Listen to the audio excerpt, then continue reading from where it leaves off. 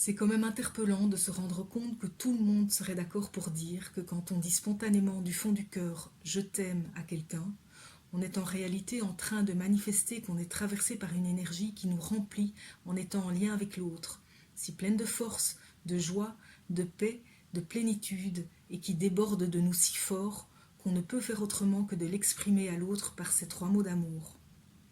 Et pourtant, il nous est enseigné depuis des siècles, dans notre éducation autant que dans les religions, qu'aimer l'autre implique toute une série de qualités à avoir ou de conduites à suivre, sans lesquelles on n'est pas dans l'amour.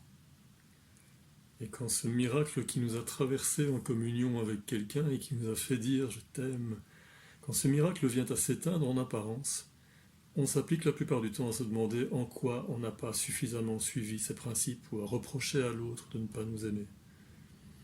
Et pourtant, la plupart du temps, ce miracle nous a été donné de vivre comme un cadeau de la vie qui, à ce moment, n'attendait rien de plus de nous-mêmes ou de l'autre que ce que nous étions déjà. N'est-il pas temps de se demander, quand le lien d'amour semble s'éteindre, d'où venait ce miracle qui nous a permis d'être dans l'amour dans ce moment de grâce, et qu'est-ce qui a changé depuis? Plutôt que qu'est-ce que je dois rajouter de plus? En quoi ne suis-je pas suffisant? Quelle vilaine faille est à relever chez moi ou chez l'autre? Si la question était posée de la première façon, d'où venait ce miracle qui nous a permis d'être dans l'amour dans ce moment de grâce et qu'est-ce qui a changé depuis? On se rendra inévitablement compte que quelque chose qui était ouvert chez nous et que l'on sentait ouvert chez l'autre s'est refermé. Et que dans l'instant où l'état d'amour nous a quittés, nous avons soit laissé faire, soit analysé en fonction de nos croyances, au lieu de se concentrer sur l'ouverture de notre cœur.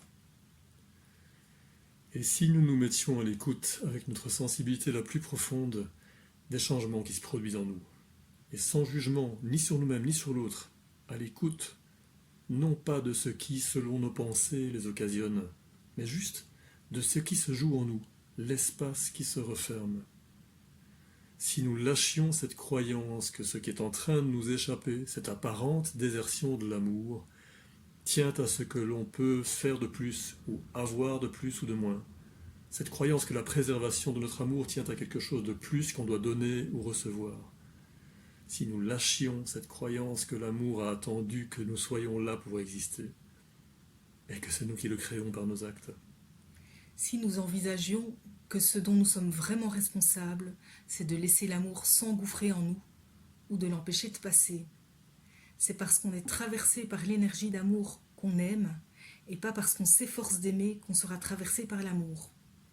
L'amour se manifestera par nous, parce qu'il se sera invité en nous et qu'on lui aura fait place, et qu'on préservera sa présence vibrante en nous en réagissant instantanément à tout ce qui tend à éteindre sa présence, dans tout ce qui nous heurte et tend à fermer notre cœur. Notre cœur tend à s'ouvrir en résonance avec l'amour vrai et à se fermer en résonance avec la résistance à le laisser œuvrer. La confiance que l'amour vrai fait naître et la disposition à lâcher prise à ce qui le retient l'invite à s'engouffrer en nous et pousse notre cœur à s'ouvrir. Le contrôle sur la vie et la résistance à lâcher ce qui doit l'être pour mieux livrer passage, qui sont autant de choses qui nous protègent de nos blessures passées, maintiennent l'amour hors de notre être. C'est notre travail et notre responsabilité, pour soi, pour le monde, de favoriser l'ouverture en nous qui le fera s'engouffrer. Préférer l'amour au confort de ne plus souffrir.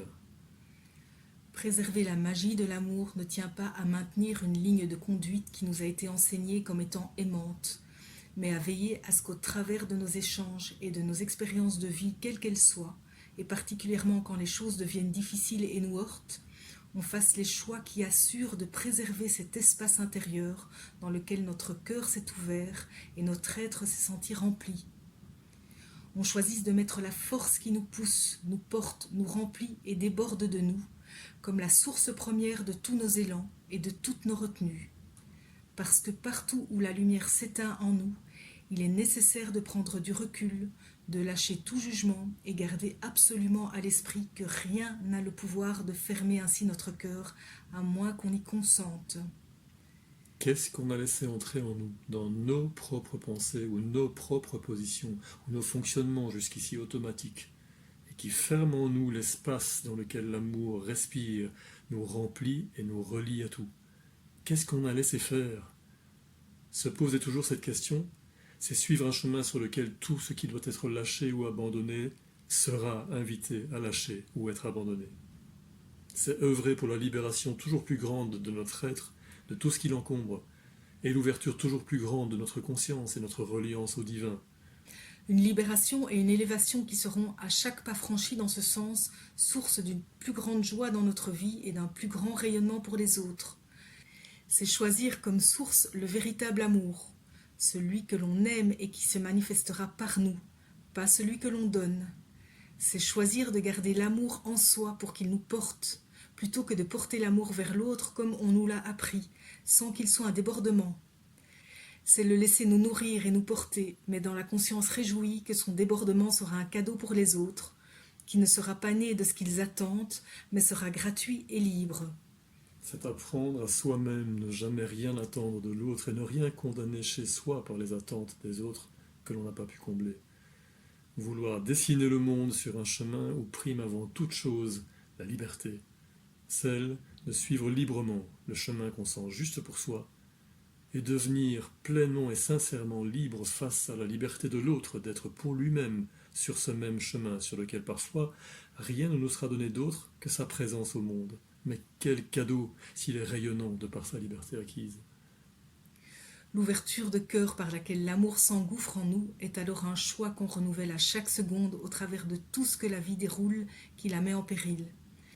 C'est tout le sens de la vie et ce qui donne sens à toutes ces épreuves. C'est un chemin profondément difficile parce qu'il va contre tous nos instincts premiers et notamment celui de nous protéger de souffrir à nouveau. Toutes ces protections-là sont des freins à l'amour, mais elles nous préservent des douleurs. C'est un instinct et un fonctionnement si naturel et si fort inscrit en nous. Parce que nous portons, comme énergie de libération ou de résistance, nous sommes tous, nous-mêmes pour les autres et les autres pour nous-mêmes, potentiellement une invitation à grandir dans la rencontre.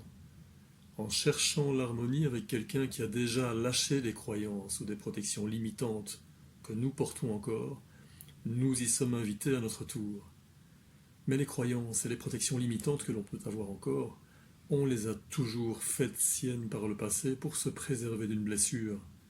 Et relâcher des croyances et des protections limitantes, c'est lâcher ce qui nous préservait de ressentir de la douleur. Et ça ne se fait jamais sans la toucher à nouveau. C'est ce qui se produit à chaque fois qu'on ose, pour garder l'ouverture de notre cœur, se laisser traverser par la douleur enfouie qui était logée et freinait son ouverture. On peut donc, en ressentant notre cœur ouvert, dans le même temps, être traversé par des émotions douloureuses.